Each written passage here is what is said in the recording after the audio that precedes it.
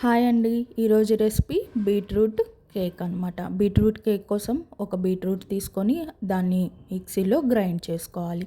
ఇందులోకి 1 కప్పు పాలు, అరకప్పు ఆయిల్, 1 కప్పు షుగర్ వేసుకొని గ్రైండ్ చేసుకోవాలి స్మూత్ పేస్ట్ లాగా.